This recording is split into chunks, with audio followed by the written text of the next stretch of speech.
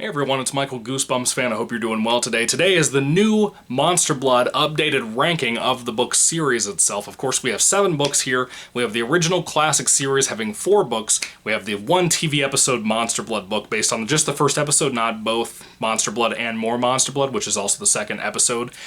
We only have the first episode being adapted there. And we have the newest book, Monster Blood is Back, from the SlappyWorld series. We also have the previous book, Goosebumps Horrorland, Monster Blood for Breakfast. I think is that all of them? I believe so. Anyway, getting into it, of course, my last ranking is going to be a little bit different than this time around, just because I've had some time to kind of mull things over. I haven't read these since like 2019, about summertime or so. Most of them, not all of them, but most of them. I have reviews for every single one of these books here on the channel in case you want to check them out. They're all on their playlist. If you want to look for an old classic book, it's going to be in the classic Goosebumps playlist. You want to look for Horrorland, it's in the Horrorland playlist, so on and so on. Anyway, starting off, the bottom of the barrel, number 7 for me, is Goosebumps Horrorland number 3, Monster Blood for Breakfast. This is a boring, dull, obnoxious thing. There's like this one kid in the book, it's like a next door neighbor that just keeps getting into the house and he's always doing stuff. He's just a bully. How do your parents not realize this kid's a bully? What? It's got like an athlete in here named Matt. He's kind of okay as a character. There wasn't a whole lot of highlight to this. This is, in my opinion, the worst of the Monster Blood series. There's some problems with other books. They're not all perfect by any means, especially the newest one, SlappyWorld. Number 13, Monster Blood is Back. I really enjoyed that book for the most part. I actually kind of love most of that book until the ending, but we'll get there. Monster Blood for Breakfast, to me, was just kind of lackluster from the beginning. It just never really took off the way it needed to. A lot of the Horrorland books, I'm realizing more and more, are kind of like that. You had a really good start to that series. You had Revenge of the Living Dummy, you had The Creep from the Deep, which is book 2, then you had this, and this is kind of the starting of the going downhill of the Horrorland series, to me at least. So, I don't know. Maybe I'm wrong for feeling that way. I feel like a lot of my viewers started in the Horrorland and Most Wanted eras of Goosebumps. Now they're in the SlappyWorld series. So, I don't know. I think this is the least best of all of them. I think it's the least interesting, you know? Maybe my ratings and my individual reviews of my videos are different. I'm not really sure. It's been a while since I've seen kind of through those and stuff. So if you go and watch those individual videos and they happen to be a little bit different from my ranking here, or you feel like my thoughts have changed a little bit, they probably have. It's been a couple of years. I've had time to, again, mull things over, think about things. Monster Blood for Breakfast, in my opinion, is the worst of the Monster Blood series. Anyway, getting on to number 6. This is the original Monster Blood, in my opinion. The first book. It is like one of the first 3 or 4 books in the whole franchise of Goosebumps. It is a very lackluster book. I love the cover. Of course, this is the reissue copy that I've had since I was a very young kid. I don't know if I got this in a Scholastic book fair at my school or if I had this from a skating rink birthday party I always talk about. I love this cover. I do not like the book. The book is so dry, dude. If I had to bet money on it, I would put money that even though Welcome to Dead House is the first ever Goosebumps book to get a release, I would be willing to bet this is a trunk novel where they first started writing this, or Stein started writing these. I'd be willing to bet that Monster Blood was the first one ever written. I'd be willing to put money on that because it's so dry in the way it's written. It's so bland in a lot of ways. It doesn't have that much to it personality-wise or the way it's written tone-wise. There's just something off there. You can feel it when you read it. I think a lot of people I've talked to feel the same way as I do, because by the time you get to Monster Blood 2, it's a completely different tone. It's very cartoonish, very humorous and silly. This book is not like that. It has kind of goofiness to it, but not in the Goosebumps very cheeky way that works. So that's my opinion. Anyway, off to number 5 here. Number 5.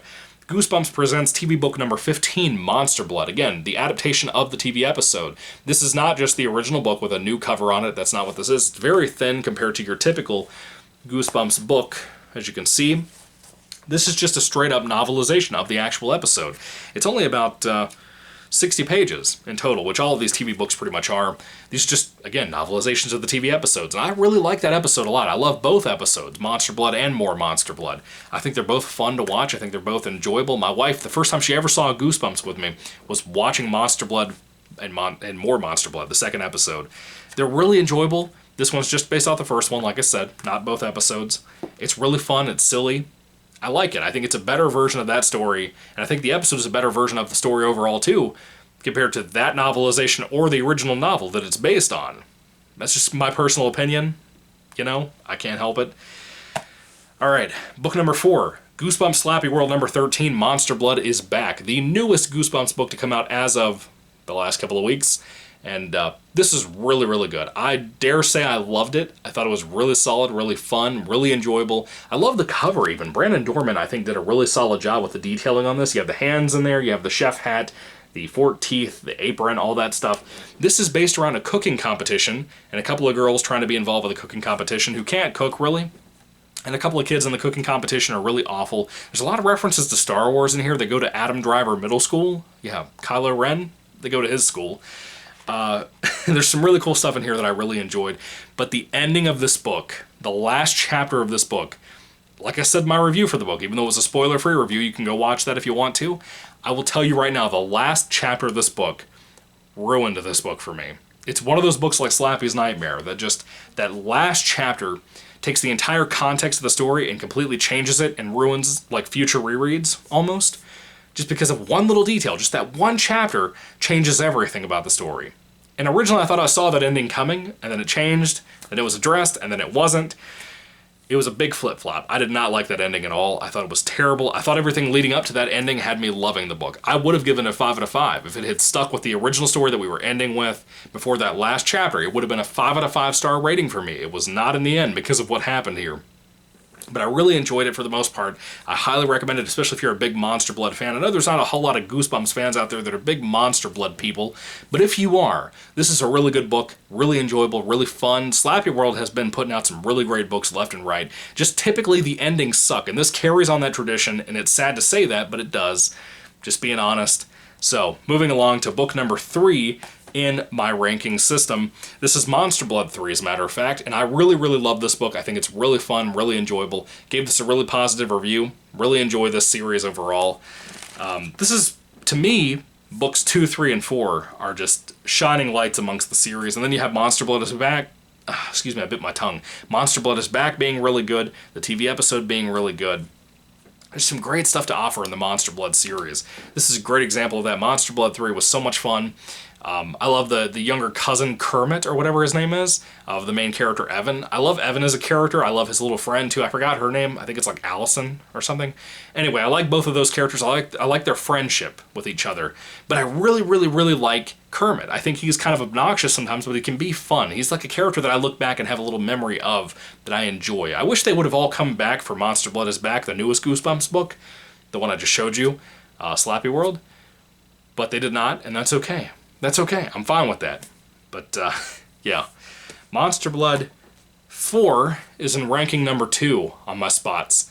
I really dug this. If you love Gremlins, you'll love this. It's really fun. It's really enjoyable. Apparently, this is so hard to get your hands on. I was talking to somebody in the comments recently of one video. It was either mine or one of Goosebumps Completionist videos, who's another YouTuber I recommend highly.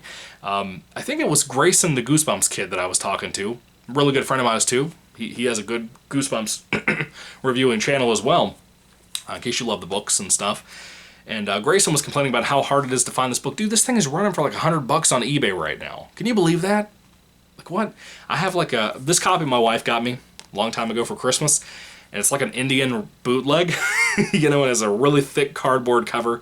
But I've said it before and I'll say it again. As long as I can read the book, I don't really care. I love the Gremlins feel to this. I like the idea of blue monster blood. And they happen to have lips, of all things. They happen to have lips and eyeballs. We're not really seeing Monster Blood do that too often. It was a very different take on Monster Blood from Stein. But I like when he does that. I like that a whole lot about Monster Blood is Back, even though it's not a completely different take, but it's interestingly different, you know, with the whole cooking competition thrown in there. But this story was really fun. I like how these particular Monster Blood creature things like multiply, very much like Gremlins, but they also are addicted to water. Like they'll go up to like faucets and stuff and like suck water out of like pipes, you know? I thought that was interesting. It's a really fun story. I really enjoyed that. It's one of the big ones I can't wait to go back someday and do like a spoiler review on sometime. Or it's just the whole series in general, just because I really, really, really dig that book. But, yeah. Now let's go over to book number 1, which you could probably spot from a mile away. I think most people would put this in their number 1, or at least in their number 2, somewhere in there. Goosebumps, the old classic series, Monster Blood 2. I loved Monster Blood 2. It was such a great book. I don't remember what rating I gave this, but it probably was too low, you know?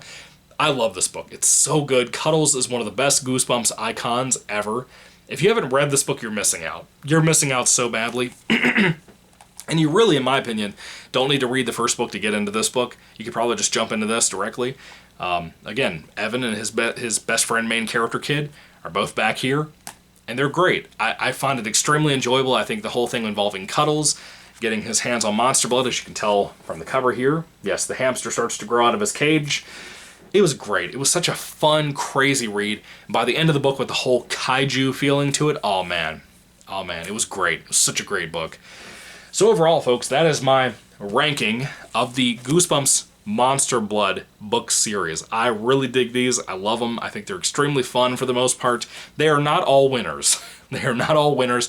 I think the only two in here that really kind of missed the ball a little bit are the original Monster Blood book, which I still think is the first one ever written, and Monster Blood for Breakfast. I think both of those, depending on who you are, you're going to think they're bad. Depending on who you are. Monster Blood, the original book, used to be at the bottom of my list. And I don't know what happened. The more I thought about it, the more I was like, okay, the story kind of works a little bit better to me than Monster Blood for Breakfast does. So I put it up higher. I lowered Monster Blood for Breakfast down to the lowest part of my list, just because I feel like it kind of deserves it. It's not a good book. It's just not. But overall, I think Monster Blood as a series is a lot more enjoyable and fun and crazy and wild.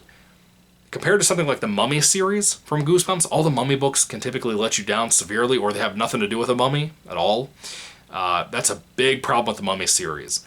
And I will tell you right now, the Monster Blood series to me, hands down, is way better than the Mummy series. As much as I love mummies and Egypt stuff, this beats it out easily. So anyway, what are your thoughts on the Monster Blood series? Put down in the comment section below. Sorry, my chair like squeaks, but I also kind of get thrown off because I keep biting my tongue.